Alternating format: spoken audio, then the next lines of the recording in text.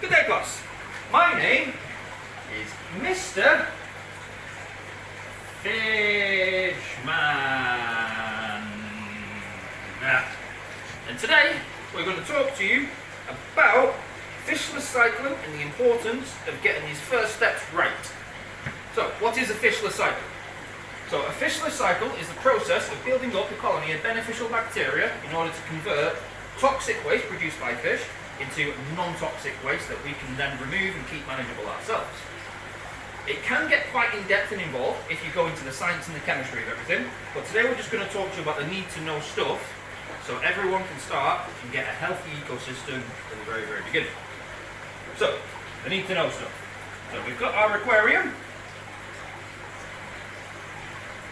and we've got our fish. There we go, little fish there with a couple of fins. It's a bit of a weird fish. Fish produce waste. So that waste is pretty much ammonia that then gets converted to nitrate, which then gets converted to nitrate, and then we do the water change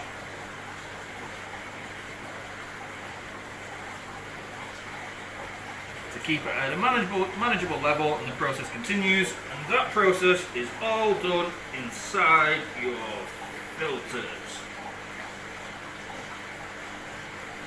There you go, that is a filter if it's obviously not very clear.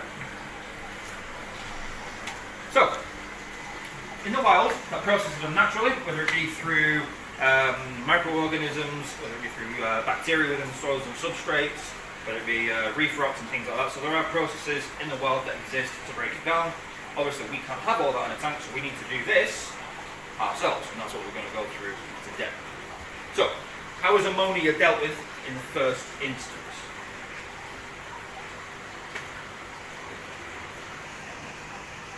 So your eyes, Reese? I'm trying to read the cue cards today.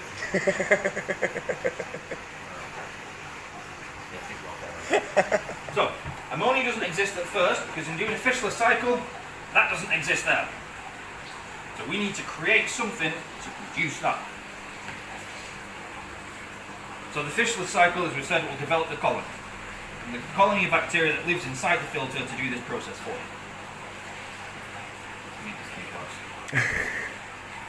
So the bacteria, the beneficial bacteria that breaks down the ammonia, will live inside part of the filtration, and that will multiply until there is enough to break down all of the ammonia, or until there is not enough space for there to grow anymore. At that point, we would then say you have an overstocked aquarium.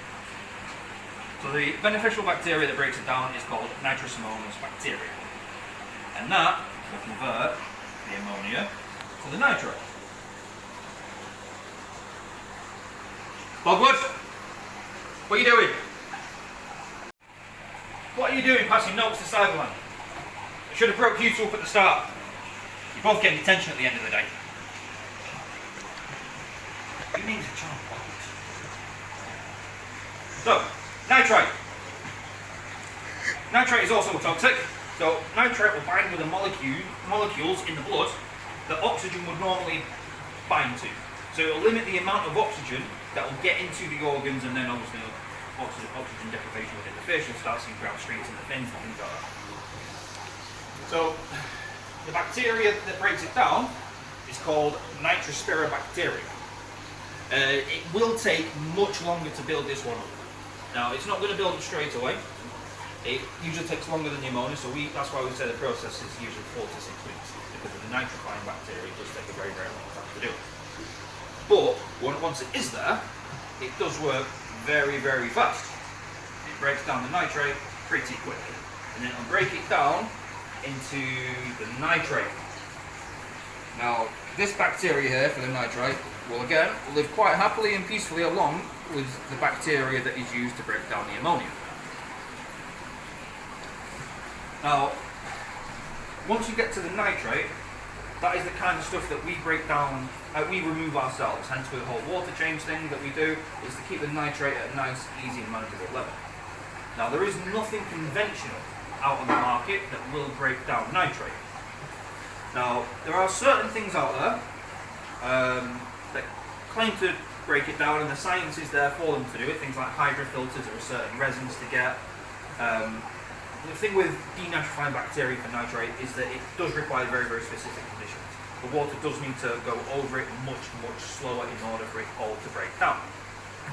So in short, that is the nitrogen cycle. So without being able to break any of this down, the fish are essentially going to suffer, they're going to struggle, they're going to die off, and it's not going to be the first healthy way to start off the ecosystem of an aquarium. Take your time, go through this section, and then everything else is pretty much straightforward. Have we got any questions? Can I put fish into my new tank today? Have you not been listening to a single word I've actually said? Are you stoned? Short answer, no. The slightly longer answer we've actually already explained, but you can't put fish into a brand new aquarium. The beneficial bacteria takes around 4 to 6 weeks to actually colonise in the aquarium to the point where it's actually going to start effectively breaking down fish waste. Yes, sir. Hello, Vera. Got a question. What can I use for an ammonia source? So, there are a couple of different methods of ammonia sources that we like to say to use here. So the first one is the fish food method. So placing fish food into the tank to allow them to get to decay and break down. Now that is a little bit tricky to use because you can't actually guarantee the speed it's going to break down, because all the fish foods are different, flakes, pellets, wafers, it's all different. So it's going to be difficult to maintain it at a level that's going to best to be kept at to colonise the bacteria. The other method is a little bit better, so it's using an actual bottled household ammonia. Now if you maintain that at 3 to 4 parts per million, which obviously you'll know if you have a test kit in order to test it when you put it in, that is going to be the best way over the period of cycling an aquarium to get it to where it needs to be. Next question.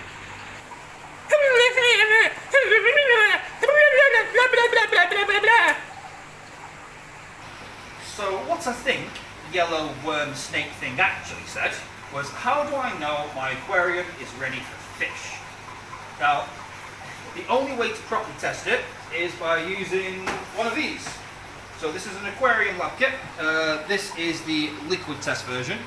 This is actually the most highly recommended one on the market. It's the NT Labs multi-test kit. You can buy it from quite a few places. We do actually also sell it in here in the store as well. So in there, if you're doing your routine test, so 2 or more times per week, you'll start to see the evidence of ammonia building up, which again, if you put the ammonia source in, you can see that pretty much straight away. You'll start to see the nitrite building up, and then the end result is you'll start seeing the nitrate building up as well. Now it is possible to have all 3 of those in the tank at the same time, but once the ammonia is gone and the nitrite is gone, and obviously that nitrate was still going up, that is when your aquarium is actually ready for fish. Now in the test kit there are other things in there like your pH, GH, KH and things like that. They are all variable depending on fish and things like that. We can all cover that in another video. But once you start adding fish, you just want to add a couple at a time.